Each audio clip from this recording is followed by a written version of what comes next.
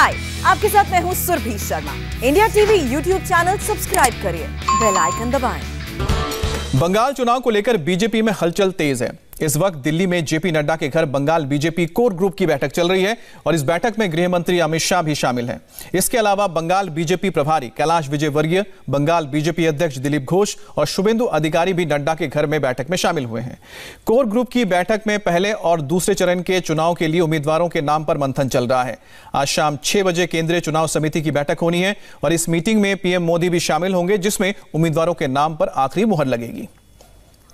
तो बड़ी खबर आप देख रहे हैं, जेपी नड्डा के घर पर अमित शाह भी पहुंचे हैं और इसके अलावा बंगाल में पहले और दूसरे चरण के लिए जो लिस्ट तैयार होनी है उसको लेकर मंथन चल रहा है, जिसमें कैलाश विजयवर्गीय मौजूद है, दिलीप घोष मौजूद है और साथ ही साथ शुभेंदु अधिकारी भी वहां पर मौजूद है। तो इन बड़े नेताओं के बीच मंथन चल रहा है कि आखिरकार पहले और दूसरे चरण में किन उम्मीदवारों को टिकट दिया जाएगा। आज शाम प्रधानमंत्री मोदी भी जो बैठक होने जा रही है बीजेपी की, इसमें शामिल होंगे और फाइनल मुहर लगाएंगे।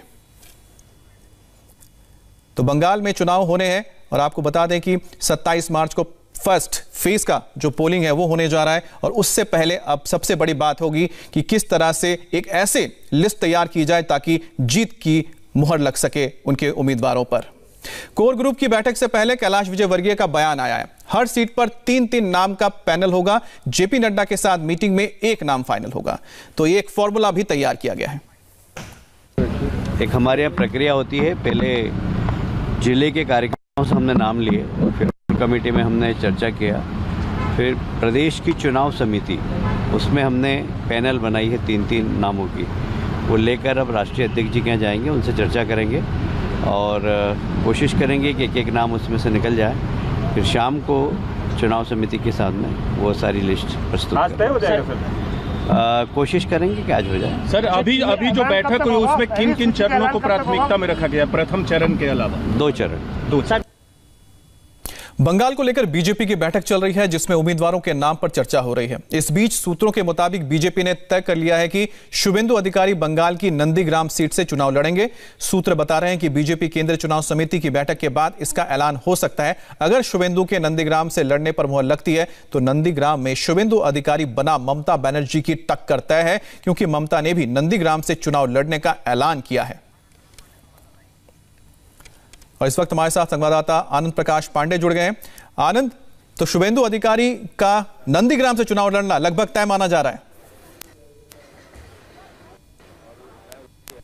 जी बिल्कुल, बीजेपी की कोशिश भी यही है कि ममता बनर्जी को नंदीग्राम में बांध के रख दिया जाए, यानी कि उनका कैंडिडेट खड़ा किया जाए ताकि ममता बाकी कॉन्स्टिट्यूएंसीज पे न कर पाए, ज्यादा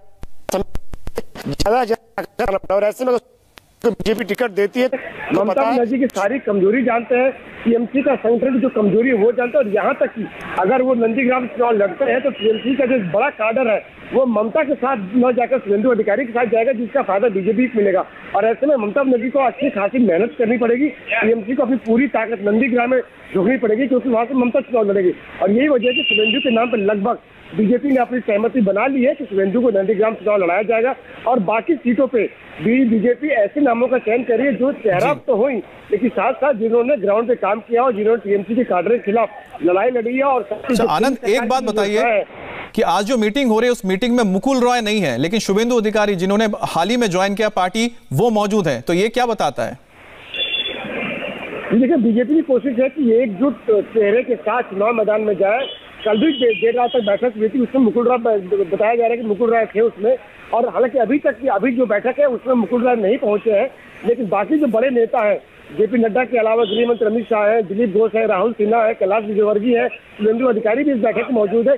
इनका काम है कि जो अधिकारी भी इस बैठक में मौजूद है, इनका काम है कि जो स्टेट से जो पैनल आया 3-3 नामों का, उनको स्क्रूटनी करके एक एक नाम या जो ऐसी सीटें हैं जहाँ पे लगता है कि 2 मौजूद दावेदार है तो कम से कम एक फाइनल किया जाए, ताकि वो नाम आज केंद्रीय चुनाव समिति की जो बैठक होनी है प्रधानमंत्री नरेंद्र मोदी बैठक में बीजेपी हेडक्वार्टर में, उनके सामने एक एक नाम ही पेश किया जाए हर सीट से, ताकि उस पर मुहर लग सके। और ऐसे में जो स्क्रूटनी का काम है, कल भी देर रात तक अभी जो बीजेपी को बैठक चल रही है, बिल्कुल, चुनाव के लिए सबसे इंपॉर्टेंट हो जाता है कि पहले आप प्रचार करें, वोटर्स को लुभाएं, लेकिन उससे भी अहम हो जाता है कि आपका कैंडिडेट कैसा है, क्योंकि आखिरी में उसी को देखकर ही तो लोग वोट देने जाते हैं।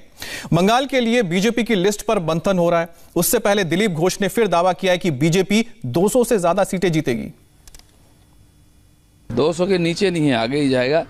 और ये तैयारी आज नहीं, 5 साल पहले से हमने शुरू किया है। उसका फेज बाय फेज हम आगे बढ़े हैं।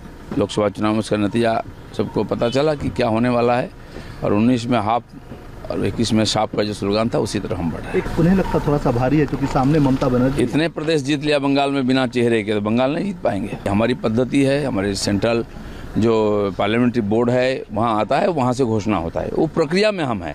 वो तो पहले बोले हम आज घोषणा करेंगे, फिर काल करेंगे, क्योंकि उस लिस्ट कोई ना कोई रोज बाहर चला जाता है या तो हमारे पार्टी में आ जाता है। तो एक त्रिशंकु में वो है कि क्या निर्णय लें, कैसे लें, समस्या उनकी है। जो हारने का डर जिनको सताता है ना, वो इस प्रकार प्रश्न उठाते हैं। हम जानते हैं वहाँ हर प्रकार की मनमर्जी होती है, मनमानी करती है ममता बनर्जी। वो जानते हुए हम आगे बढ़ रहे हैं और आगे ही बढ़ रहे हैं लड़ते हुए। तो इसलिए उनको डर सता रही कि वो हार जाएंगे। उनका मंत्री CPM कांग्रेस को बोलते हैं आप आ जाओ साथ में, आप लड़ नहीं पाओगे। वो खुद जान के वो भी लड़ नहीं पाएंगे, इसलिए सबको साथ मिला रहे हैं। हम बोलते हैं आप सब एक हो जाओ, सबके खिलाफ लड़के हम जीतेंगे। हाय, आई एम सुरभि शर्मा। खबरों से अपडेट रहने के लिए India TV YouTube channel subscribe करिए, साथ में बेल आइकन जरूर दबाएं। जुड़े रहें इंडिया टीवी के साथ।